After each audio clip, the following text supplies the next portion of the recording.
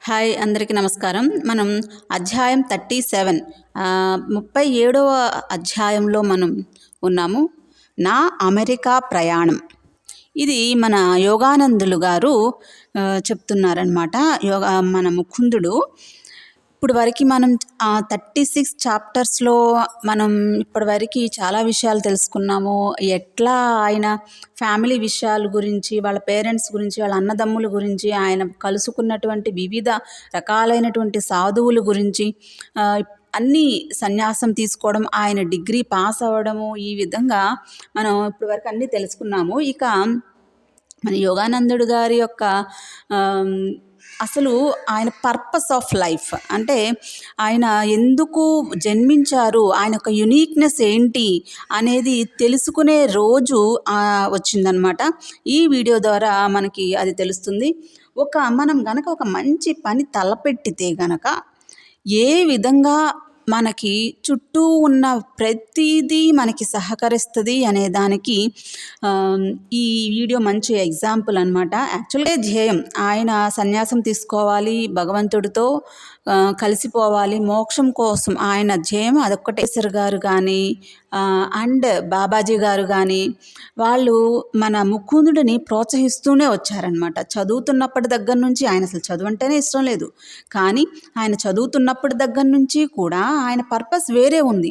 ఈ సన్యాసం తీసుకున్న ఒక్కటే కాదు, ఆ భగవంతుడిలో ఇక ఏకమైపోవడమే కాదు, ఆయన ఈ ప్రపంచాన్ని పాశ్చాత్య దేశము, ప్రాచ్య దేశము, ఈ దేశాలన్నిటినీ, తూర్పు పడమర దేశాలని కలపాలి అనేది భగవంతుడు నిర్ణయించినటువంటి ఉద్దేశం అన్నమాట. మన యోగానందుడు గారికి భగవంతుడు అప్పగించినటువంటి ఒక బాధ్యత, ఒక పని ఏంటి అంటే ఆయన తూర్పు పడమర దేశాలని ఒక సామరస్యం, వాళ్ళ మధ్య ఒక మర్జింగ్ అనేది కలిగించాలి. అది కూడా దట్టు మన యోగానందుడు ద్వారా. మన యోగానందుడు గారు ఒకరోజు ఆయన ఆ రాంచీ ఆశ్రమంలోనే ధ్యానం చేసుకుంటున్నారు.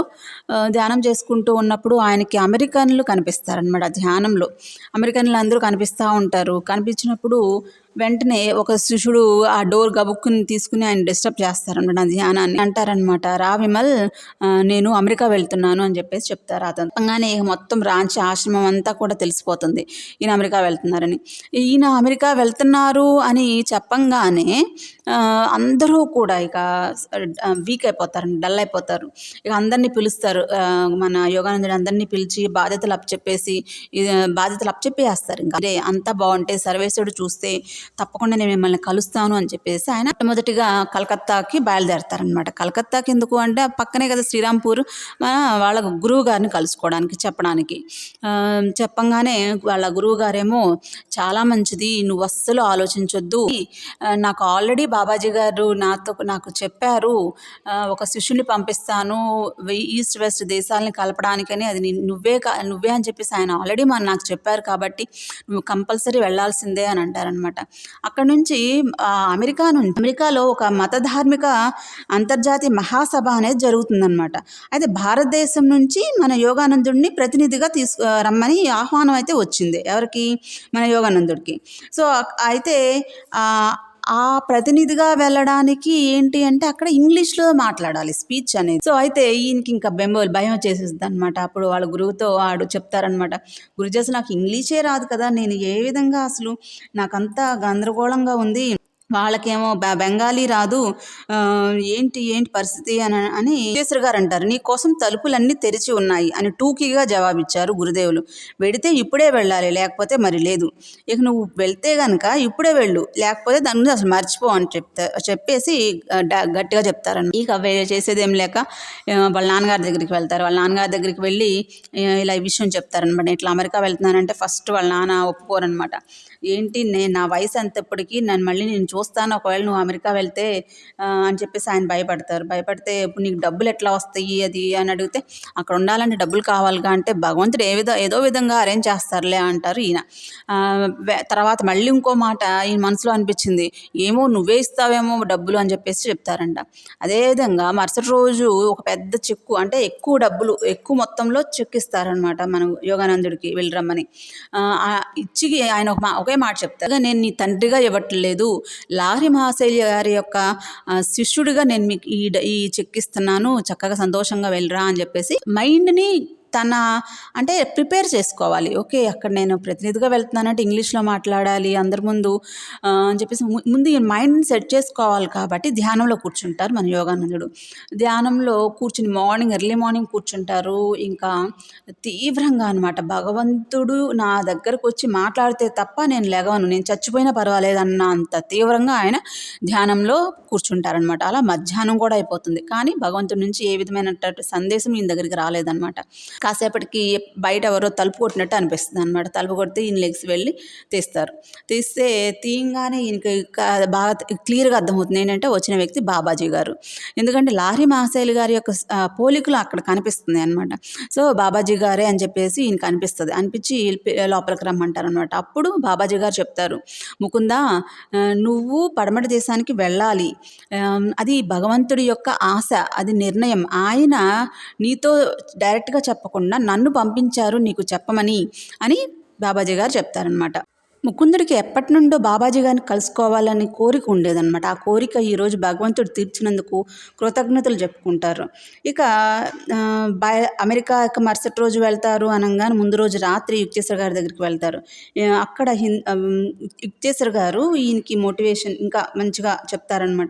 ఏమని, దేవుణ్ణి అన్వేషిస్తూ విశ్వాసంతో నీ దగ్గరికి వచ్చే వాళ్ళందరికీ సహాయం లభిస్తుంది. నువ్వు వాళ్ళ వైపు చూస్తుంటే నీ కళ్ళలోంచి వెలువడే ఆత్మ విద్యుత్ ప్రవాహం వాళ్ళ మెదడులోకి ప్రవేశించి వాళ్ళల్లో దైవస్పృహ ఇంకా పెరిగేట్టు చేస్తూ వాళ్ళ భౌతికమైన అలవాట్లను మార్చేస్తుంది. చిత్తశుద్ధి గల ఆత్మల్ని బాగా ఆకర్షించే శక్తి నీకు ఉంటుంది. నువ్వెక్కడికి వెళ్ళినా, నట్ట అడవిలోనైనా సరే నీకు స్నేహితులు దొరుకుతారు అని ఈయన్ని బాగా మోటివేట్ చేస్తారనమాట. ఇక ఈయనకి కొంచెం హోప్ అనేది పెరుగుతుంది.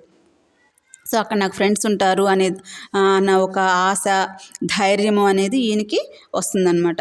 సో అట్లా ఇంకా ఈయన మరుసటి రోజు అంటే 1920 ఆగస్ట్ అనమాట, అది 1920 ఆగస్టులో బయలుదేరతారు. ద సిటీ ఆఫ్ స్పార్టా అనే ఒక ఓడలో భారతదేశం నుంచి బయలుదేరతారనమాట. సో ఓడలో 2 months పడుతుంది వాళ్ళు అమెరికా వెళ్ళడానికి. ఈ మధ్యలో ప్రయాణంలో ఆయనకు ఒక ప్రయాణికుడితో పరిచయం అయ్యి ఆయన మన గురువుగారిని అడుగుతారు, జీవిత సంగ్రామం దాన్ని ఎదుర్కోవడం ఎలా అనే విషయం మీద, టాపిక్ మీద మీరు మాకు ఒక స్పీచ్ ఇవ్వండి అని చెప్పేసి. ఇంగ్లీష్లో కదా మాట్లాడాలి.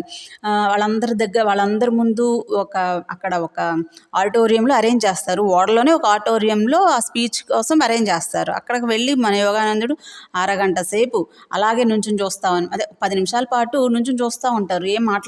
అందరూ ఏమో నవ్వేస్తూ ఉంటారు. ఆ తర్వాత 10 నిమిషాల తర్వాత ఆయన గురుదేవులను తలుచుకోగానే ఇంకా మాటలు ప్రవాహం ఇంగ్లీష్లో ఆయన మాట్లాడడం జరుగుతుందన్నమాట.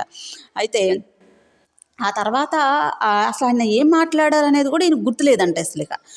అట్లా ఆయన ఫస్ట్ స్పీచ్ సక్సెస్ఫుల్గా అయింది. ఇక వాళ్ళ ఓడ the city of Sparta September చివరిలో బోస్టన్ సమీపంలో రేవుకు చేరుకుందనమాట. ఇక అమెరికా దిగిన తర్వాత అక్కడ 1920 అక్టోబర్ 6న అమెరికాలో మొట్టమొదటి ప్రసంగంగా మహాసభలో ప్రసంగించారనమాట మన యోగానందుడు. అయితే ఆ ప్రసంగం దేని మీద అంటే మతశాస్త్రం, ద సైన్స్ ఆఫ్ రిలీజియన్ అనే విషయం మీద ఈయన ప్రసంగించడం జరిగిందనమాట. ఆ తర్వాత చాలామంది ఇంకా ఈ ప్రసంగంకి ఇంప్రెస్ అయ్యి తర్వాత చాలా ప్రసంగాలు ఈయన అమెరికాలో ఇవ్వడం జరిగింది. అండ్ ఈయన సాంగ్స్ ఆఫ్ ద సోల్, ఆత్మగీతాలు అన్న కవితా సంపుటి కూడా ఒకటి రాశారనమాట. సిటీ ఆఫ్ న్యూయార్క్ కళాశాల అధ్యక్షులు అనమాట ఈయన పీటికి రాశారు ఆ సాంగ్స్ ఆఫ్ ద సోల్కి. అట్లా 1924లో అమెరికాని ఆయన సాదా సీదాగా అమెరికాలో గడిచిపోయింది. అంటే 1920లో కదా ఈయన వచ్చింది, అక్టోబర్లో ప్రసంగం ఇచ్చారు, 1920 అక్టోబరు. ఆ తర్వాత ఒక 3 years పాటు సింపుల్గా జరిగిపోయింది అనమాట. అక్కడ 3 years అమెరికాలో అట్లా జరిగిపోతూ స్మూత్గా. 1924లో ఈయన ఇంకా ఎక్కువ నగరాలు వెళ్ళడము, ఆ విధంగా ఎక్కువగా అనేక చోట్లకి వెళ్ళడం జరిగిందనమాట. సో 1925లో కొంతమంది స్టూడెంట్స్ వల్ల కాలిఫోర్నియాలోని లాస్ ఏంజల్స్లో మౌంట్ వాషింగ్టన్ ఎస్టేట్లో అమెరికన్ ప్రధాన కార్యాలయం స్థాపించారనమాట. అంటే మన రాంచీలో ఆశ్రమం ఉంది కదా, అలాంటి ఆశ్రమం అమెరికాలోని లాస్ ఏంజల్స్లో మౌంట్ వాషింగ్టన్ ఎస్టేట్స్లో మొట్టమొదటిగా స్టార్ట్ చేశారు. అక్కడ ఒక ప్రధాన కార్యాలయం దాని ఎస్ఆర్ఎఫ్ అంటాము, మన ఇండియాలో వైఎస్ఎస్ అంటాము, అమెరికాలో అదే ఆశ్రమాన్ని ఎస్ఆర్ఎఫ్ అని పిలుస్తారనమాట. సో ఈ కార్యాలయం భవనం అనేది గురించి అక్కడ ఫొటోస్ దిగి అదంతా కూడా మన యుక్తేశ్వర్ గారికి ఫొటోస్ పంపించడము చక్కగా అన్నీ జరుగుతుంది. అండ్ ఇన్ రిటర్న్ మన యుక్తేశ్వర్ గారు కూడా యోగానందుడికి ఒక లెటర్ రాస్తారు, చాలా హ్యాపీగా ఉంది అని చెప్పేసి. ఆ కార్యాలయాన్ని నడపడానికి కొన్ని ఇబ్బందులు ఎదుర్కోవాల్సి వచ్చింది మన యోగానందుడు. అమెరికాలో అడ్మినిస్ట్రేషన్ కోసం, ఆ కార్యాలయం యొక్క అడ్మినిస్ట్రేషన్ కోసం డబ్బు ఖర్చు అవుతుంది.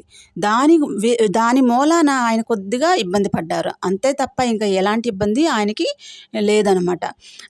ఈస్ట్ వెస్ట్ దేశాల మధ్య ఏదైతే సామరస్యం అనేది పెరుగుతుందో, కోఆర్డినేషన్ అనేది పెరుగుతుందో అది చూసినప్పుడు ఆయనకి ఎంతో ఆనందం, ఆత్మసంతృప్తి కలిగింది.